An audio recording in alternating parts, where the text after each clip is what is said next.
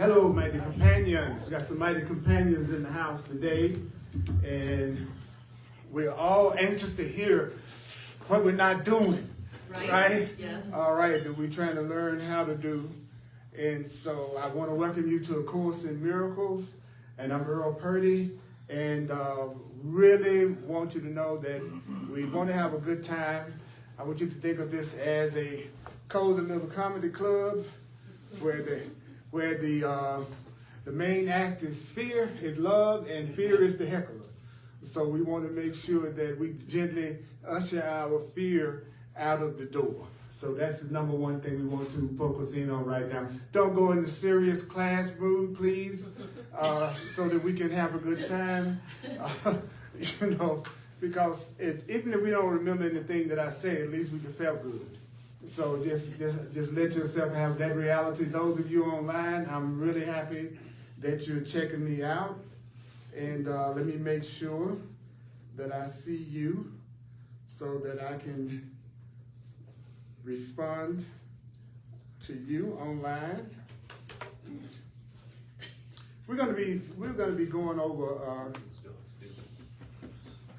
lesson 175, which really is a review that I'm going to be covering and going over a review of two ideas in the Course in Miracles, and the two ideas in lesson 175. Let me get it up in here. Is and I got plenty of books over here for you if you want to follow along, or don't follow along if you want to go to sleep, because that's what's going to happen. You're going to go probably highly unconscious. At least that's been my experience in 45 years of studying the course. But like I said, since it's just a review, and that is, you don't have to believe this, you don't have to accept this, you don't have to welcome it. Some of it you're going to find hard to believe. Some of it's going to startle you. You're not being asked again to judge the ideas. You're not being asked to judge the ideas. If you use the ideas, you'll see that the ideas are true. So whenever I say a miracle, I'm talking about just a fancy way of saying that you want to shift from fear to love, that you want to shift from conflict to peace. So every time you hear the word miracle, don't think of somebody walking on water or thinking of someone dividing the Red Sea. If we love each other and treat each other right, it's a miracle. If we see each other as innocent and guiltless, it's a miracle. It's a miracle if I see you as something more than a body. It's a miracle if I don't project my past learning onto you. It's a miracle if I don't hold a grievance when I think you're not being the way that I want you to be. It's a miracle. It's a miracle if I can decide to take a moment and breathe and not say anything when I'm feeling the most angry and upset and feel like I need to attack somebody. That is a miracle. It's a miracle.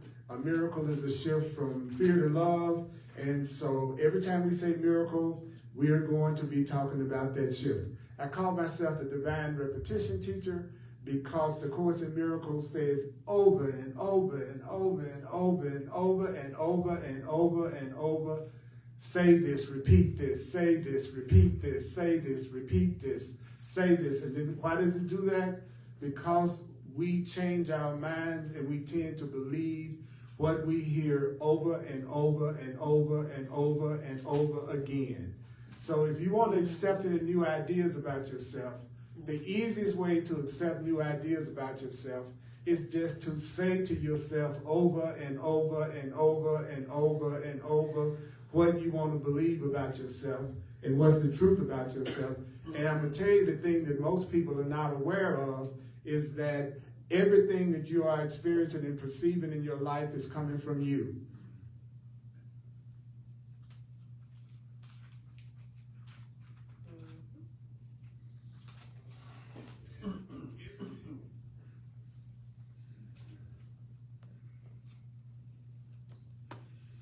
And you can always tell when you're in the presence of a person that's enlightened, because a person that's enlightened is not blaming anybody else for anything that they're going through.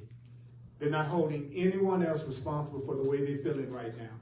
A person that's awake is not blaming their childhood. They're not blaming their race. They're not blaming their sex. They're not blaming the government. They're not blaming other countries. They're not blaming anybody else for anything that they are experiencing or anything that they're going through. They're probably totally quiet. Yeah, it would be smart to be totally quiet, because then you don't have to listen to all the people who don't believe they're trying to convince you that you're wrong. I try not to engage people in conversations that I don't want to hear what they got to say. So it's a great habit I've developed. If I know you're going to say everything basically that's the opposite to what I want to believe, then why should I engage you in a conversation where I can't speak freely? Because if I speak freely, you're going to spend all your time trying to change my mind or telling me how crazy I am for what I'm saying. There's a certain point on the spiritual path that if you really want to have peace, you have to shut up. You have to be quiet. You have to breathe. Because it really doesn't matter if anybody else agrees with you. It really doesn't matter if anybody else agrees with you. It really doesn't matter if anybody else agrees with you. There was a time most people thought the world was flat. That didn't make it true. So just because a lot of people believe something doesn't believe that it's true. And always remember that culture is totally fabricated, and culture is totally made up, and morality is totally made up. It differs from culture to culture, country to country. What's cool in one country, so it's okay in one country to have, 10 wives because you're specifically masochistic. And and then it's okay for you to have one over here. At least we want that much peace. And we just want one partner. Usually, instead of have 10 people have a whole bunch of expectations and demands. You know what I'm saying? So at least we down to one, over here, which I think is, pretty cool. So, oh, Lord have mercy, I'm so glad I don't want to do relationships the way that the world has taught me to do relationships anymore. Thank you, Jesus, of the Course in Miracles, that I know that love is freedom, and that love is supporting people in being who they really are, rather than trying to make them be the way you want them to be, so that you can give them your dysfunctional love. It's so awesome. So I want you to imagine that we're turning on the light in a dark room, and fear is that cartoon character that's running away, trying to run away with his tail between his legs. Sometimes getting a picture will bring something home faster than me saying something to you. So when I work on this stuff and I have the ideas, then I want to have a fun intention. So what you want to tell yourself is we're going to set our intention, and our intention is I'm at home in love, and I'm going to hand out miracles like they're free samples in a cosmic grocery store. I want you to picture that, all right? You're at home in love. If you notice that lesson says, God is but love, and therefore so am I. And I give the miracles I have received. And then the Course in Miracles says a miracle is an expression of love. A miracle is a right perception. A miracle is an expression of forgiveness. So I'm going to give the right perceptions I have received. See, that makes a lot of sense. And then you go, God is but love, and therefore so am I. My Creator is love, and therefore so am I. I am love. You are love. You are love. You are love. Did I say you are love? Once. Yeah. You are love. You are love. So you don't have to worry about trying to put love in you. Love is what you already are. That's your identity. You're not a man. You're not a woman. What you are is love. So when you say I am spirit, you're saying what? I am love. I am love. I am love. I am love. I am love. I am love. Like a lot of times I would go to gatherings in the past and I go, Om Mani Padme Om, Om Mani Padme Om, Om. But you get people, try to get people to say, I am love. I am love. I am love. I am love. Could you imagine what would happen if you had a room full of people that was chanting that together for an hour? Isn't it interesting that people will say stuff that they don't understand what they're talking about and feel good and chant it, and that's great. But then you say God is beloved, and therefore so am I. God is beloved, and therefore so am I. God is the love, and therefore so am I. God is the love, and therefore so am I. Then people go, that's weird. But they'll turn right around and go, they won't have a problem with that. Right? Because, that's more exotic, I guess. And that's cool. I'm not putting it down. I'm just saying that we can practically apply the truth at a level that it'll make sense to us. As long as we realize we don't have to believe it and don't have to accept it, then we'll let new things in. So you're at home in love. That's the lesson, right? I give the miracles I receive. Then the next one is, I am at home. Fear is the stranger here. I am at home. Fear is the stranger here. So basically that's saying I'm at home in love. See, I feel that when I think about going home, I always think about home as supposed to mean something that's giving me a certain degree of peace, giving me a certain degree of safety, giving me a certain degree of comfort. When I go back to my apartment, and I chill out in my apartment, there's a feeling I have that I don't have anywhere else in terms of my own personal comfort, my own personal peace, my own personal safety. Well, that's what love is supposed to generate in us, is that exact same feeling, that feeling of I am safe, I am home. Sometimes there are people in my life that I have called home. I'll say to them, being with you, it feels like I'm home. Why? Because when I'm with them, I feel completely comfortable to be who I am in the moment. I don't feel like they're going to try to constantly correct me, that we're going to be arguing all the time, or debating all the time, or I'm afraid of them and they're afraid of me. So I am at home when I'm in love, and so that's what this lesson is saying. I am at home. So when I'm at home, fear is going to be the stranger here. Fear is the one that I don't want to let into my front door.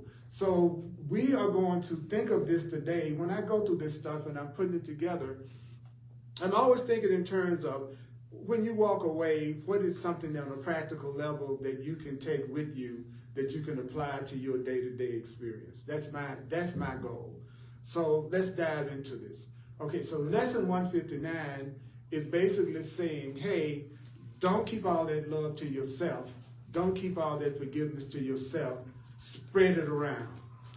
Like I said, this is a review, so we're just talking about, right now we're just talking about those two thoughts. So I'm not going back to that individual lesson.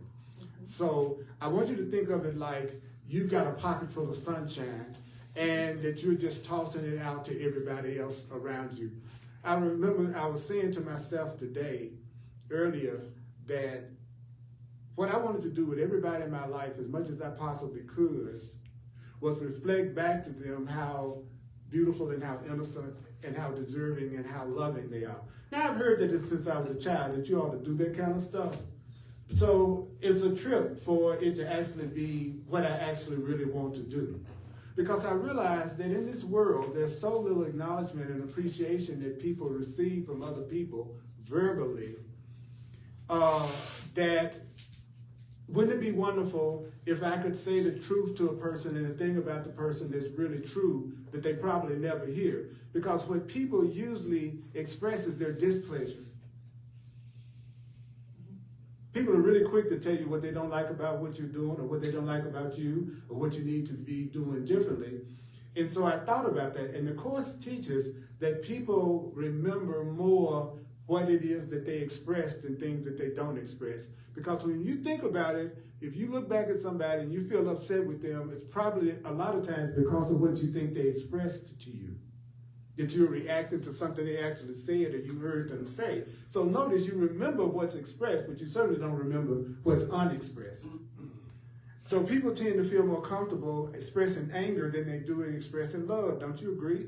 Mm-hmm. That most people feel much easier. They'll actually tell you, I'm afraid to tell you I love you.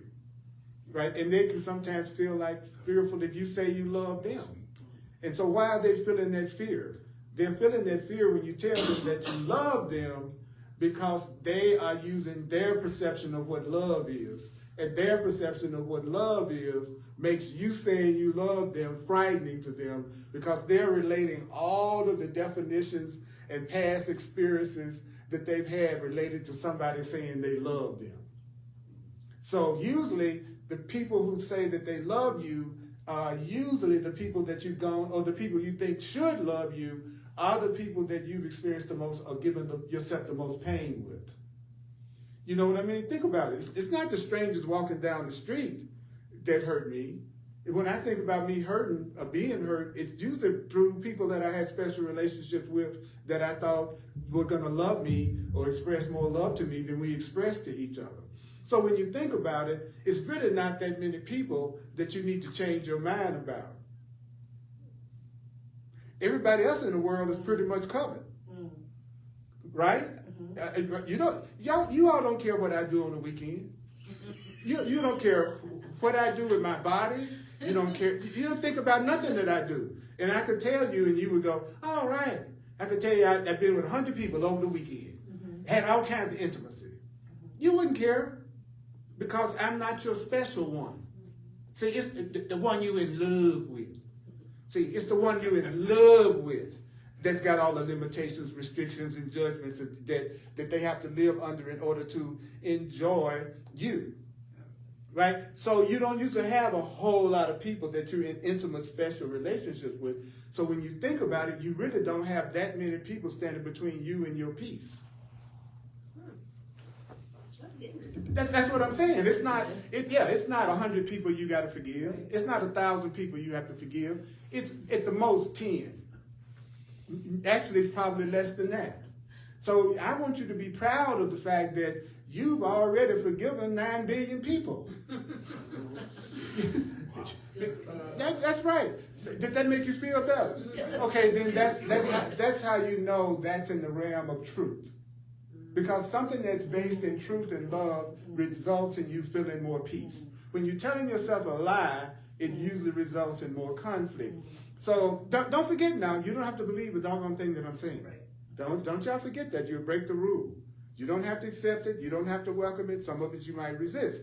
So Spirit is saying to us that every time you do that, every time you toss that piece out, like I was saying, I've made the decision that as much as I can, if someone's saying something that I can agree with, I will. And if I get the opportunity to give them some type of appreciation and love, I will.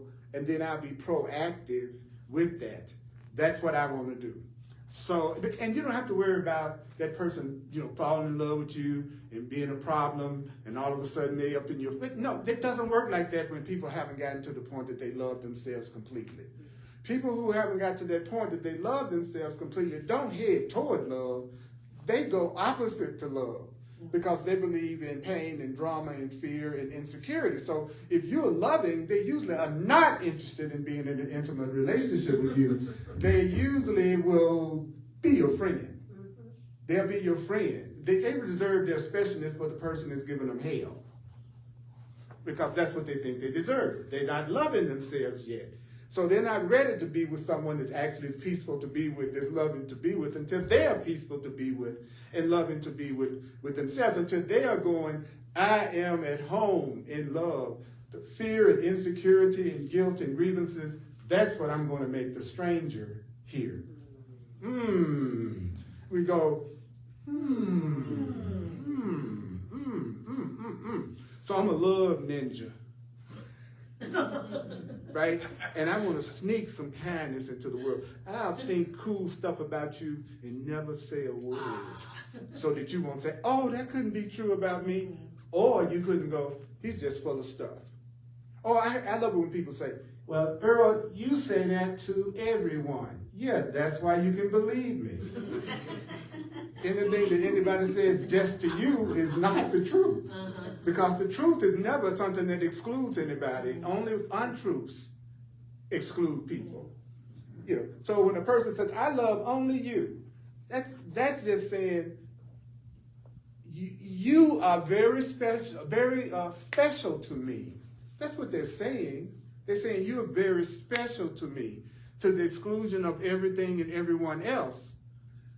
That's what they're saying when they go only. That's why they can snatch that specialness back if you don't act right. It's specialness. It's not love. You can't snatch love back.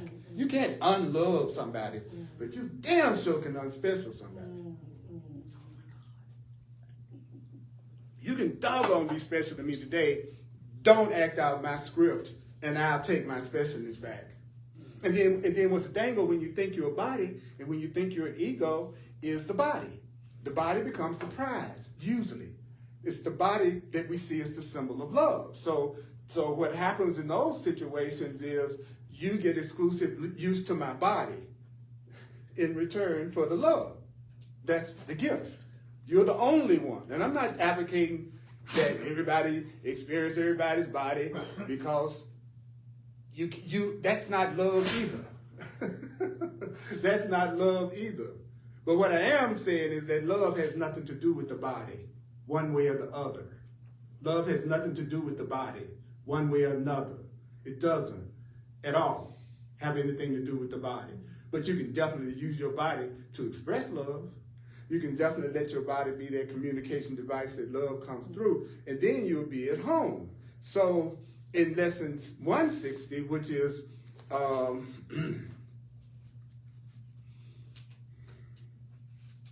I'm at home, fear is the stranger here, God is but love, and therefore so am I. Now, that lesson is all about recognizing that love is your real home. Fear is just a very awkward party crasher, right? You don't have to be rude to fear. You just have to politely show fear the door. So what does that mean? It means that if I'm around somebody and all they're expressing is fear and doubt and distrust of me, then I know they're the one that's not trustworthy, not me. So they really just reveal to me that I should not get involved with them, because I know I'm dealing with a mind that's full of suspicion and distrust. So I know it's only a matter of time before they project that fear and distrust on me. But my specialist will tell me they would never do that to me. My specialist will say they're mistreating everybody else or at least lashing out at everybody else, but they certainly wouldn't do that to me.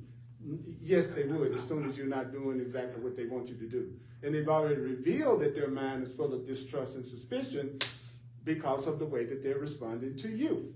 And if you know you're acting from integrity and authenticity, then you know that they have just revealed to you what kind of person you would be dealing with in an intimate personal relationship or friendship. So you want to recognize that, I'm going to say it again, love is the party crasher, that you tell yourself, hey, I'm in a love zone. So that's the only thing that I want is love around me. And love is simply full appreciation. According to the Course in Miracles, what is love? Full appreciation.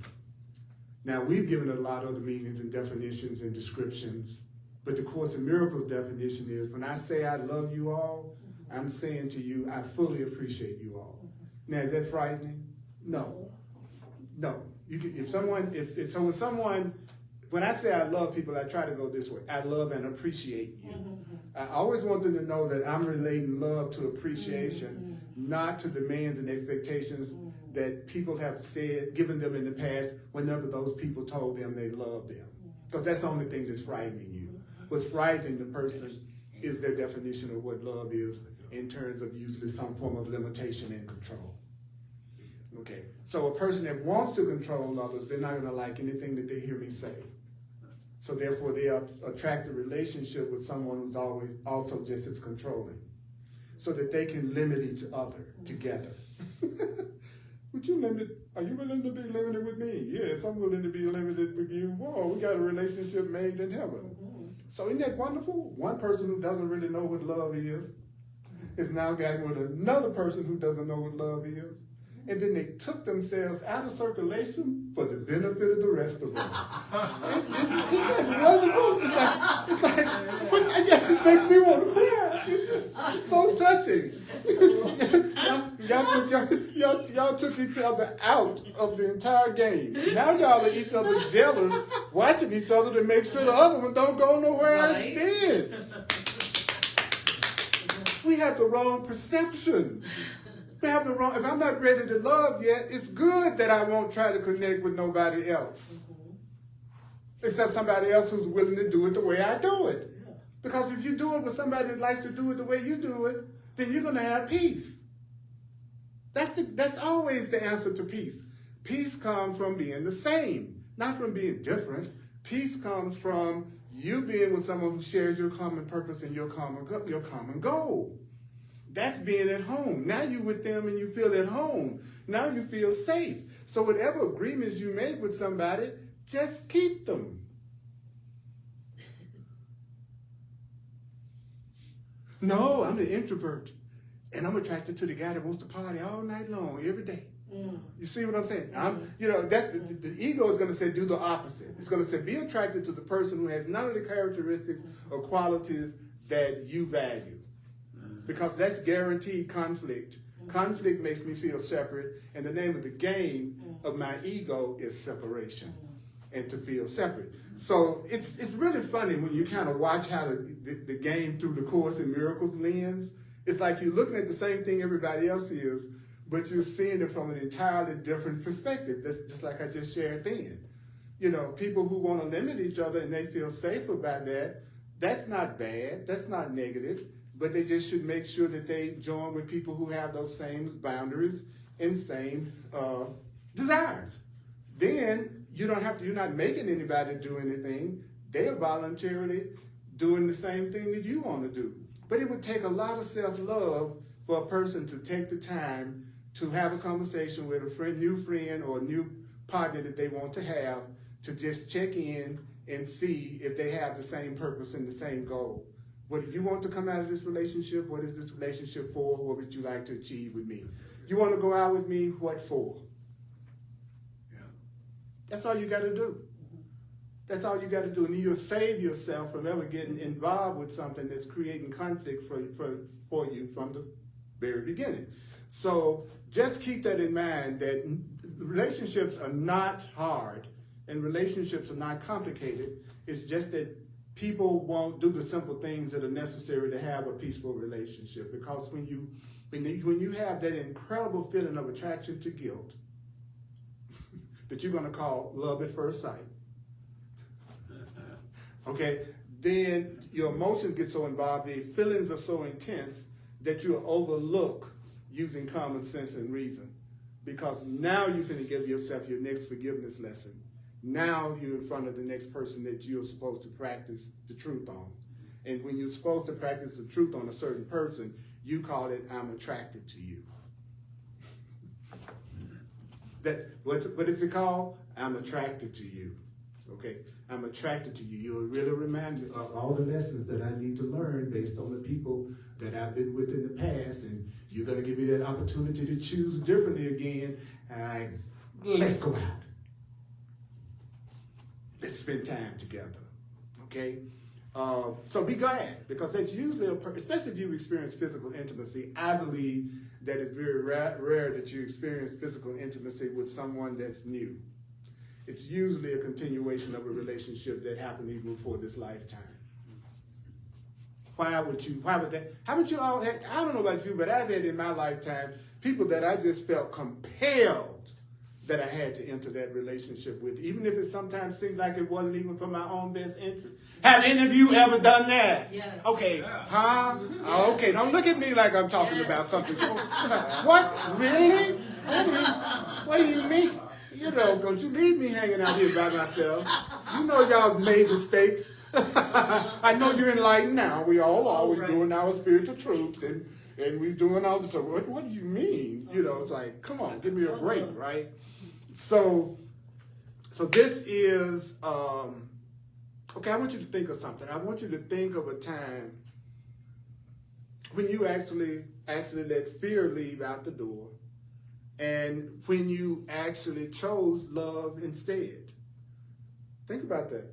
When was the time that you had fear or you had apprehension, but then you changed your mind and you actually did let the love in instead? Don't confuse love with fear. If you say you are attracted to someone, and I'm not just talking about romantic. When I talk about relationships, don't go, I don't have a relationship right now, so this doesn't. When I say relationship, I mean relationship, any kind of relationship. So when have you ever, if you are starting out in fear, then you already know you're in your ego before the whole thing even gets started. I don't care whether that's a business deal. I don't care if that's a financial situation. I don't care if it's a health situation. I don't care if it's a friendship. And I don't care if it's a love. If you're already starting out with fear at the very beginning, then your first responsibility is to let go of the fear and get back to a place of peace, because it's only from peace that you can judge anything correctly. When you're in a state of peace and true peace, it's very difficult to misperceive when you're in peace.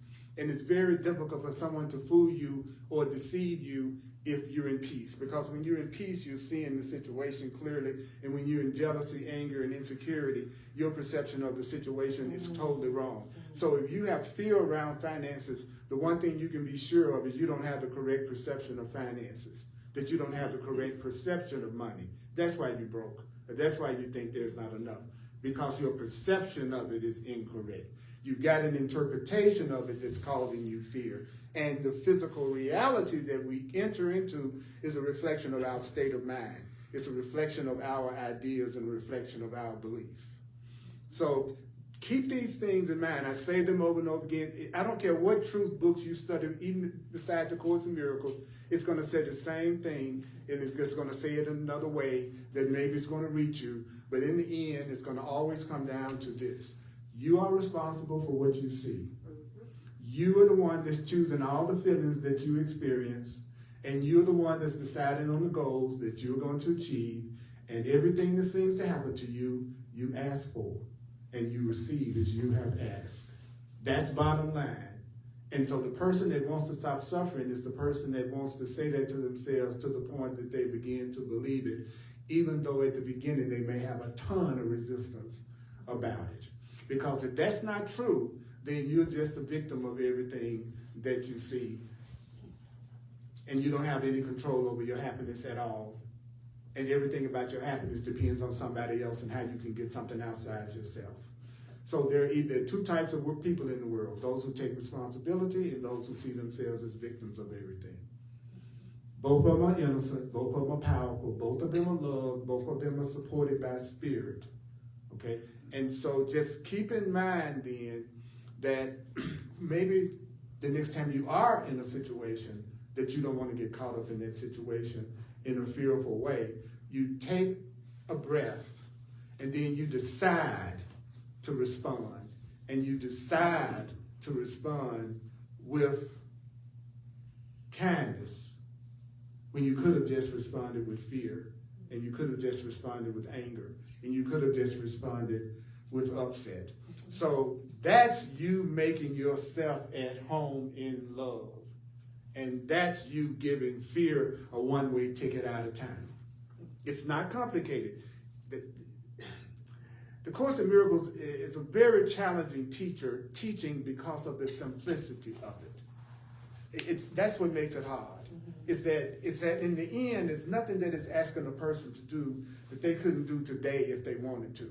It's like there's nothing I've said today that you couldn't use and start actualizing today if you wanted to. But if I told you that you needed to jog and run 100 miles, then jump up and down, then go into a mountain, up somewhere up on a mountain and find a cave and go in the cave and meditate on your navel for about 6 months, it'd be a line of people signing up. But if you say, I'm getting ready to cuss you out, I'm going to take a breath, tell myself I must be seeing this incorrectly or I wouldn't want to beat your butt. So therefore I need to take a breath right now and remind myself that fear is going to be the stranger here, and I'm at home and I'm going to stay in love. Or I could just simply turn around and walk away. I could simply turn around and walk away. I don't have to keep engaging. I could stop, take a breath. I could ask each one of you, who in this room is really interested in love and spiritual awareness and lifting their consciousness and focusing in on the truth, and you like to go out dancing sometime? Okay, then whoever would say that to me, then I would go out with them and we'd have a good time, and I wouldn't have to spend a lot of time trying to figure out who to do that with, and I certainly wouldn't be trying to figure out how to get the person to go out dancing with me that doesn't like to dance. Right? Which is my old ego self, that's what it would have done. It would have tried to change the other person to be the way I want them to be because I'm attracted to them. Or there's just one thing I enjoy about them, so now I'm going to try to force them to be the right person for me in every situation because we both like to go to movies, so this must be the person I'm supposed to spend the rest of my life with. No, this is the person you're supposed to go to the movies with. You follow what I'm saying? Yes. Join with people who share your purpose. Join with people who share your purpose. Join with people who share your purpose. And then how can you tell that it's not the divine that's directing you? Is you have the immediate reaction of fear. You have the immediate reaction of contraction. That in itself should be enough to let you know you're not seeing them or the situation correctly yet. And it's not saying that you will not necessarily have a connection with that person. It's saying you have a stage that you need to do first, which would be to get rid of the perception that you have of them that's making you immediately feel the fear. What helped me a lot with the course was when it said to me that the reason why I keep going on the path toward God, which is love, is because love is irresistible. And so it keeps you moving toward it no matter what you are going through. So that made me know that someone who really loved me and someone I was really expressing love with would be someone I found irresistible, but not fearful. And they would find me irresistible, but not fearful. So I'm looking for who finds me, or I'm open to who's finding me irresistible. If you can stay away from me and you don't want to communicate with me and you don't want to be around me, then that's cool. But that's not the person that I would like to have a close relationship with, is someone who feels fear of me and distrust of me. And I already know it's not in divine order at this point because of the fear and because of the distrust. Take a breath. Oh my God. Let me see how much more torture you all are willing to take around here.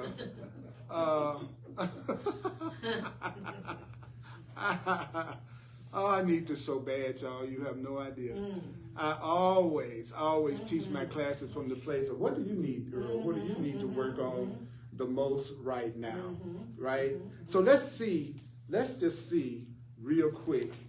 Let's go back to the lesson 160, 159 and 160. And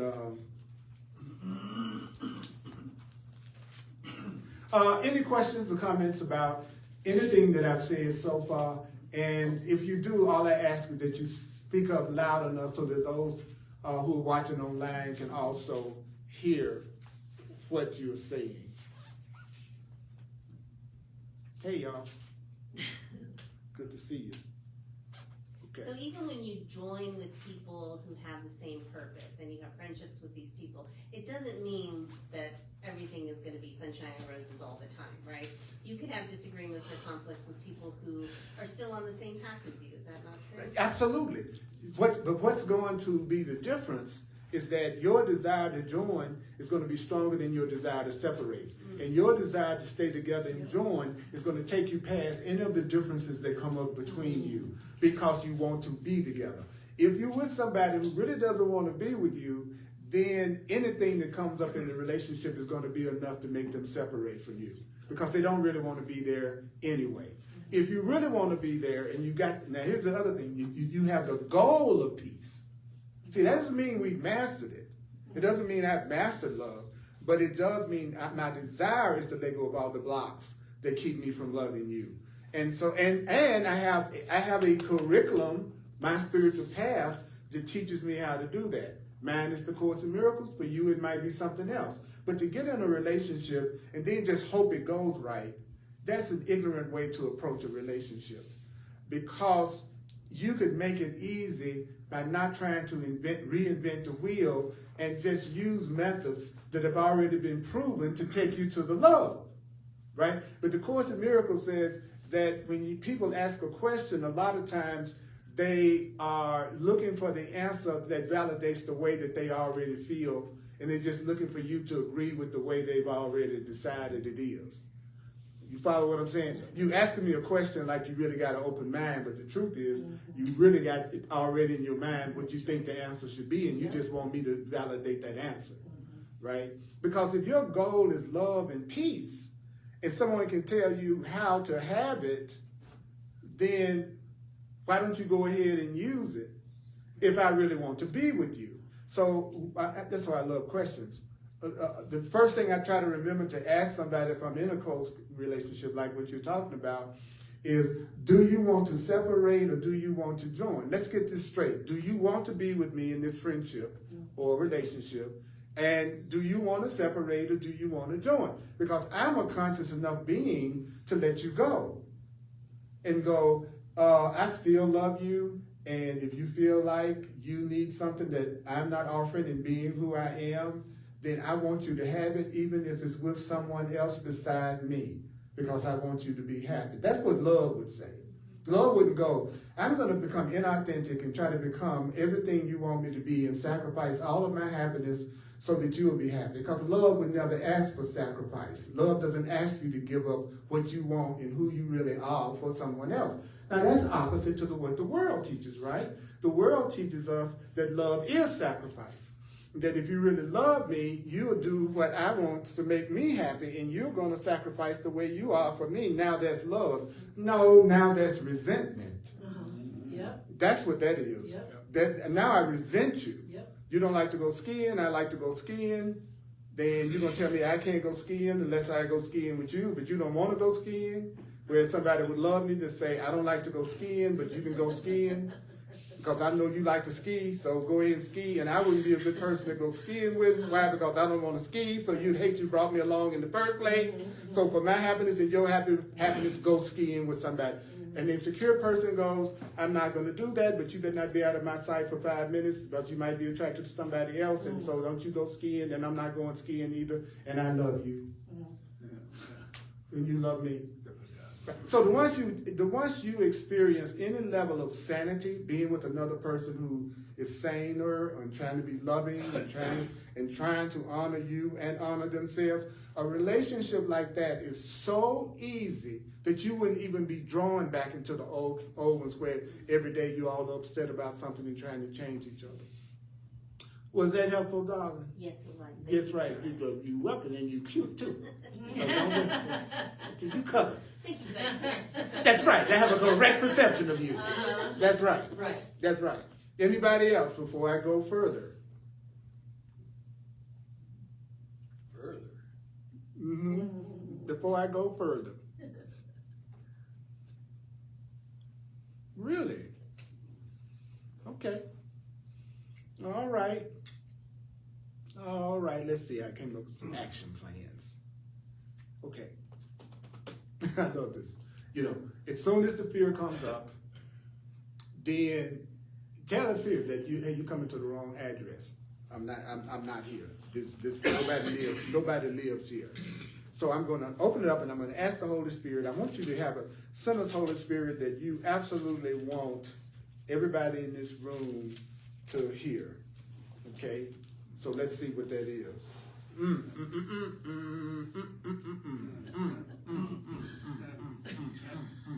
So who is the stranger?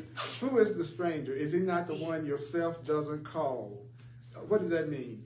You are unable now to recognize this stranger in your midst. That's right. In most cases, people don't recognize when they're making a wrong choice and when they're making the wrong choice in a relationship. They don't recognize the fear in their midst. And he says, for you have given fear your rightful place.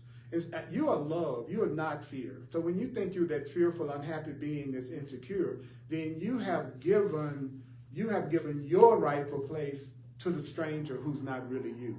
And then you say, I'm jealous, I'm insecure, I'm fearful, I believe somebody's going to hurt me. That's giving fear your rightful place. Your rightful place is that of being a loving being, a free being, a peaceful being. And so you replace who you really are with the stranger that's not really you. So now when I feel afraid, I tell myself, oh, my ego is feeling afraid. My ego is feeling guilty. My ego is feeling jealous. My ego is feeling insecure. My ego is feeling, because I no longer identify that as being who I am. That's a concept of myself that I've made up. That's a concept of myself I've made up. When people say they're going to tell you who they are, in most cases, they're just telling you their latest concept of themselves. And they will turn around and tell you that it's not the concept of themselves that they had 10 years ago. They'll say, I'm not the same person I was 10 years ago. Well, that just means you're not the concept of yourself that you had 10 years ago. And you won't be this concept of yourself 10 years from now. You'll be looking back on this one and saying, well, that really wasn't me that was in the room with Earl in August 2025. Because by then you'll have another concept of yourself. Your real self is what's behind your concept of yourself that's creating the concept of yourself that you're having. That's coming from you. That's coming from your mind. So you make up a concept of yourself and then your world validates it. So if you want your outer world to shift, all you have to do is change your concept of yourself. I'll say it again. If you're in a situation that you want to change, all you have to do is change the conversation in your mind and what you're telling yourself and the concept you have of yourself, and then realize that your real self, your true self, is love. And it's nothing but love. And all it gives is love, because that's who you really are. You're a loving being, you're a love being, and you're a lovable being. So that's who you really are. And I'm going to say that to you, and I'm going to say that to you who are watching online over and over and over. I don't care if it put you to sleep. I don't care if it knocked you out, because I'm not interested in your ego. I'm not trying to reach your concepts of yourself. I'm not interested in your personalities, because I know the personality that you have, you won't have 10 months from now, and I won't either. I'm talking to the part of you that brought you to this class and set you down in the chair. And that certainly isn't the one part that's going unconscious. That certainly isn't the part that has no excitement about what it's hearing. So I don't care what it does. It can wake up, it can go to sleep, it can fall on the floor, it can remember what I said when I left out of here, because that's not the part controlling you anyway. The part that's controlling you is the you behind the you that's sitting in the chair. That's the part of you that wanted to be reminded that you're loving, that wanted to be reminded that you're lovable, that wanted to be reminded that you're not a victim, that wanted to be reminded that you could change your whole life today if you change your perception. That's who I'm talking to. That's the real you. The ego part of you, the world part of you, the part of you that's been trained by the world, the last thing it wants to hear is everything I'm talking about. And I know that because this taught me that. So you watch, the thing that's a trip about the Course is it'll tell you exactly what everybody's going to do. You watch them do exactly what the Course in Miracles says that they're going to do, and it blows your mind. But then that's why it's hard for people to read it and to study it, because the part of them that doesn't love them, that wants to still keep controlling them, knows that they actually study the truth, it won't be able to have any power over them anymore. And you start to make right, loving decisions and start to experience the safety and abundance and the love that you said you want. But the part of you that doesn't want you to have it, you think it's going to make you study and do a workbook lesson or come to a class or have joy, or make sure that you are on the same page as the person that you're trying to have a friendship or a relationship with? Of course it's not. Because there's a part of us, the Course teaches, that's been taught that it's guilty, that it's not enough, that it's unworthy. And certainly an unworthy being doesn't deserve to have an unbelievably happy, prosperous life. So then the part of you that loves you brings you to a freaking class that it doesn't even believe in, so that you can hear the truth about yourself regardless of how you feel about it. And then my job, since I want to feel that way about myself, is to give you what I want to receive, because every time I share something, it affects me first, because Jesus of the Course taught me that. Nothing can come through you without having an effect on you. So even if I don't believe I'm worthy, if I keep telling you you're worthy long enough, I'm going to believe I'm worthy too, because every time I say it, I'm the one that believes it more. Every class I teach, I believe this more. Whether anybody ever comes back or not, I believe more that I'm at home, fear is the stranger here. You see what I'm saying? You know, that's why you want to share stuff, because ideas create our reality. And the way that you make an idea powerful and you make an idea manifest is by saying it, is by expressing it. That's why I'm going to tell you over and over again, you are valuable, you are powerful, you're innocent, and you deserve love. Not because I'm just wanting it for myself. I'm actually telling you the truth about yourself that you have forgotten. And you're going to be loved and supported and healed and helped, whether you are awake, whether you're asleep, whether you are cussing somebody out, or whether you feel like you're looking at the world through the eyes of love. There is not a thing you can do that will stop love from wanting to heal you and help you. Nothing you can do to lose real love. So how do we know that what we do is not real love? Feel bad.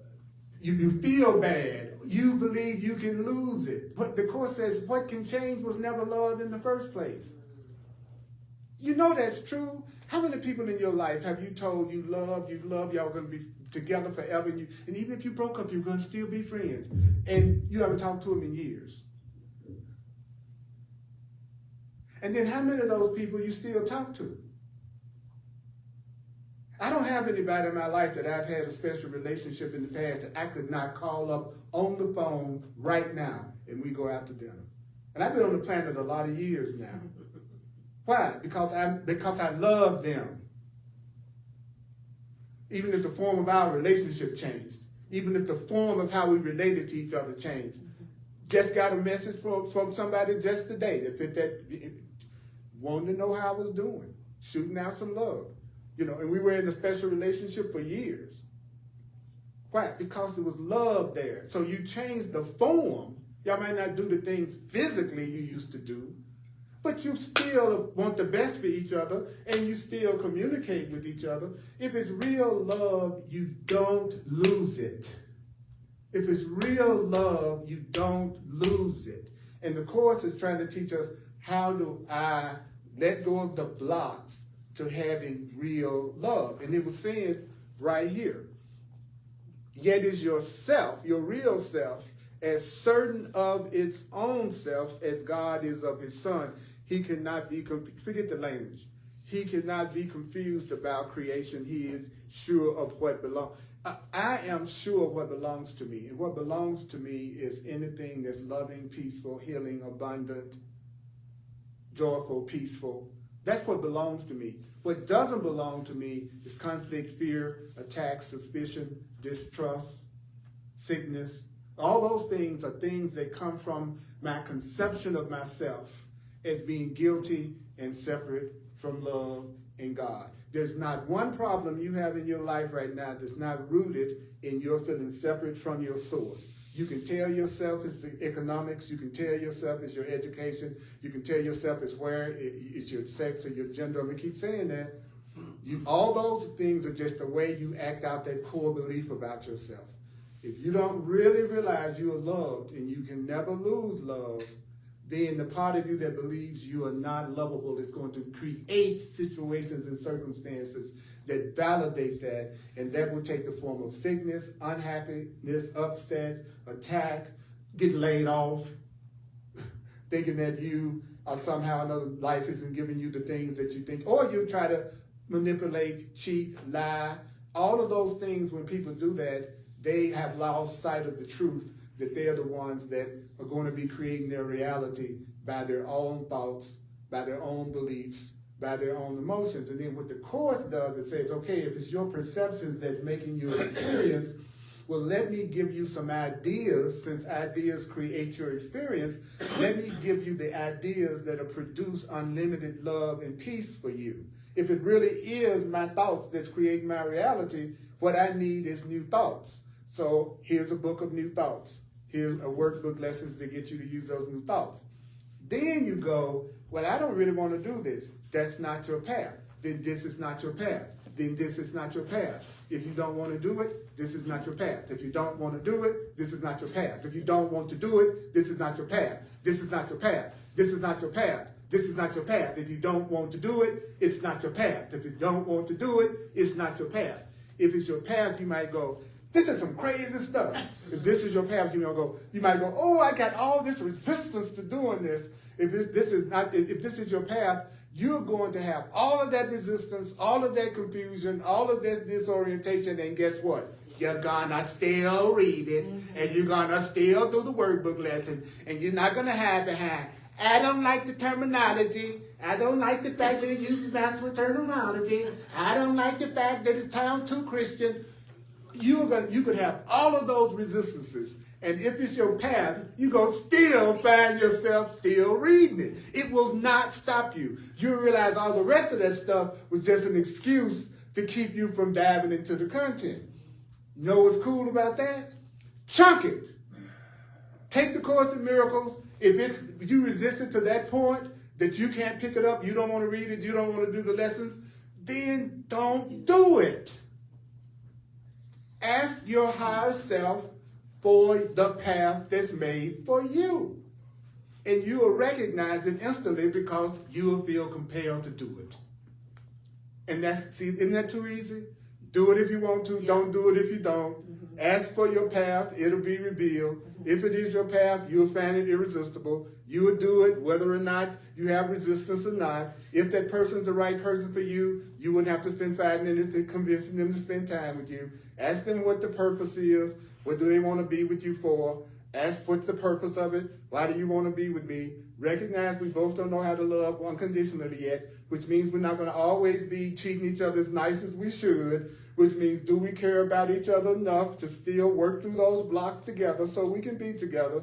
Because if we don't love each other, we're not going to hang for the long haul, and we can love each other and still change the form at some point and decide we might not want to be with each other anymore in this particular form. But we still love each other. You follow me? It might not mean your marriage lasts forever. It might mean it lasts as long as you learn as much as you can from each other this time. And then when it's time for you to give yourself another relationship lesson, then you may appear to separate. And it doesn't mean you're a failure at being able to do relationships, because every one of your relationships does not last a lifetime. It is rare that relationships last a lifetime. It's more normal to come together in what we call break up. That's normal. It's unusual to spend your whole life with one person. And if you do spend your whole life with one person, you might not like them for the rest of your life. I'm telling you, this book says that. Just because you're together, so why am I staying with them? The Course says, well, because they're giving you unlimited opportunities to learn. That's why they're with you for a lifetime. You all decided you all were going to give each other unlimited opportunities to correct. But you got to really care about a person to do that, right?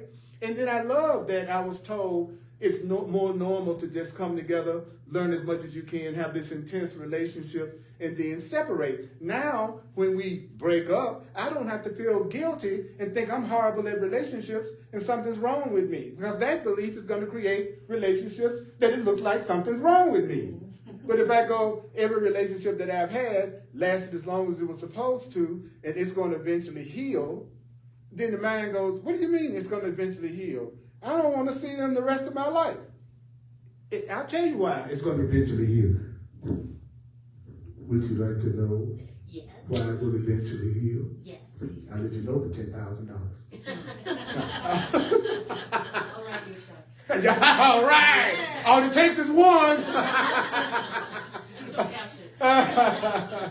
I'll tell you why. Because everyone's on the path back to love and on the path back to God. Everyone is going to get on their spiritual path at some point. Everyone's going to come to the conclusion that they want to be sane, and they want to be loving, and they want to be forgiving. And as soon as they do that, then they're going to forgive you. They're going to forgive their perception of you, because they realize also they need to change their mind. So the relationship is destined to become healed because everyone's destined to become sane. It doesn't mean they're going to call you up and say, let's go out to lunch. It's going to mean they have no ill will toward you.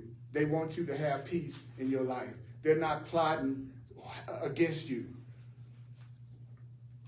So everybody that you've ever been in a relationship with, right now, say, I'm going to recognize that I'm innocent and they're innocent. We did the best we could. We learned the most that we could from each other at that time, and now we've appeared to separate, whether this is a friendship, whether this is a love affair, or whatever. I'm not just talking about romantic love.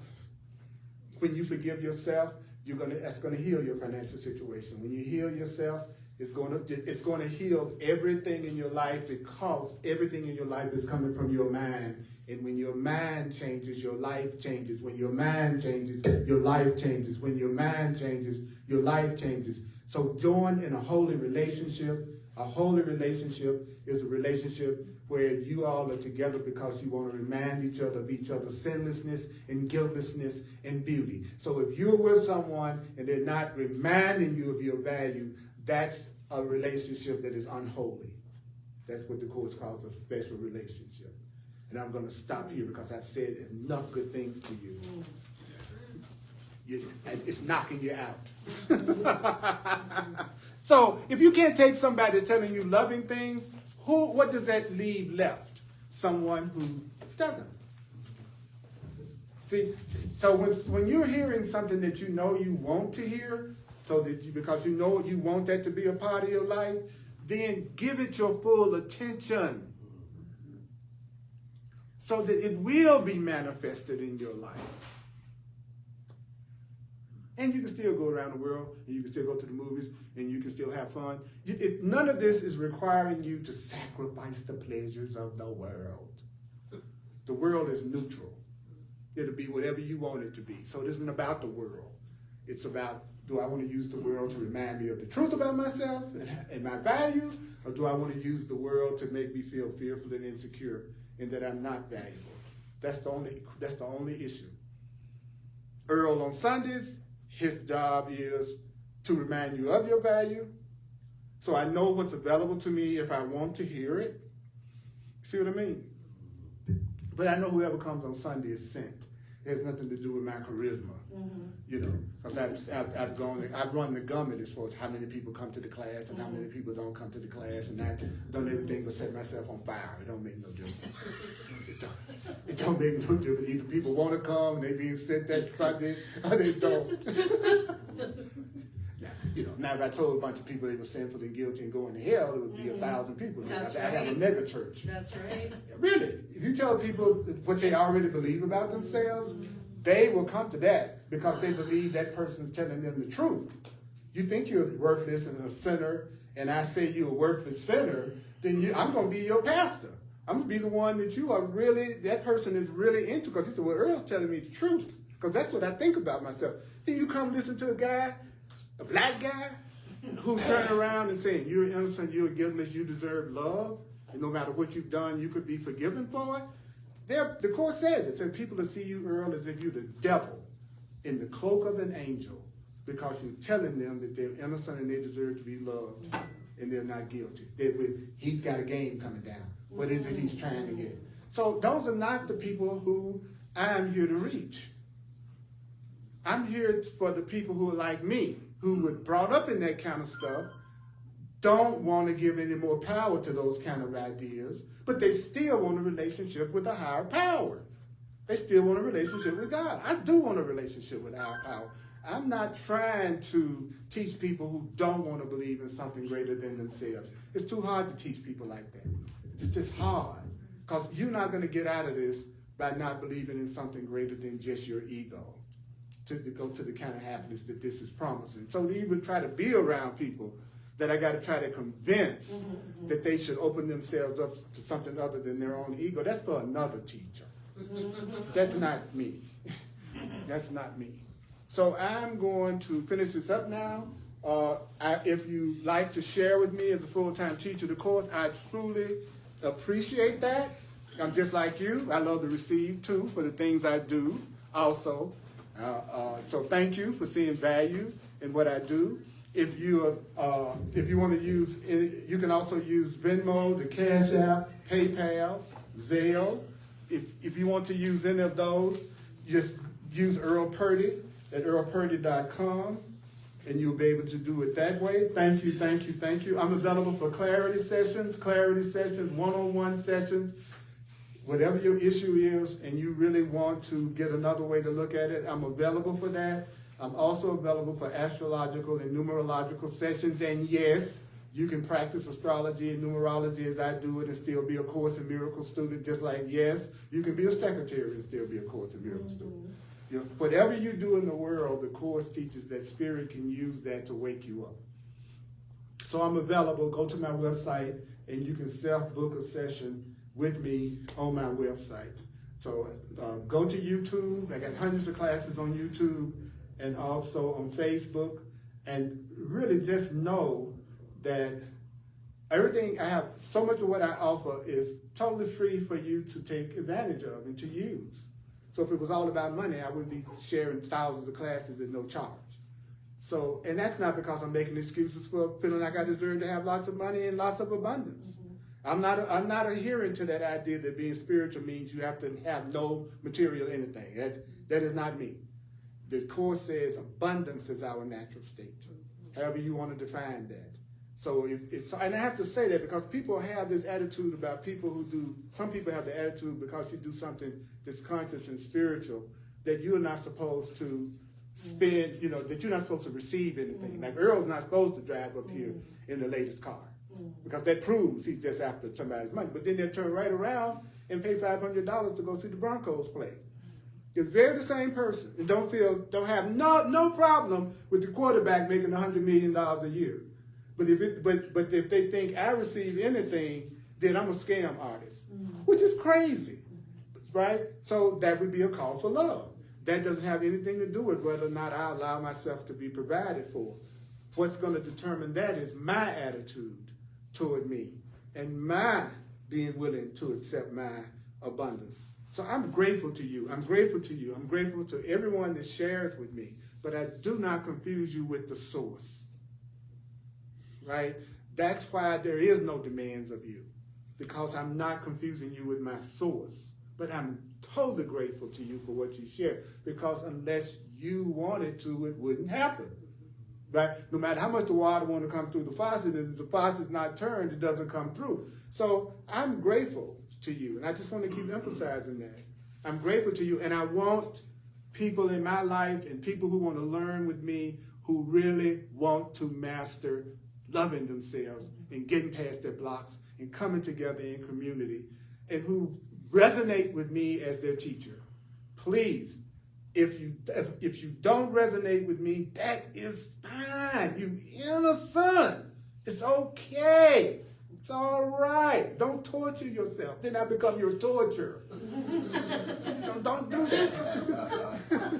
But if you love this little chocolate thing sitting up here, Lord have mercy, and you can listening to him, and you just be wanting to come through the screen just to get to me, you just might be my student.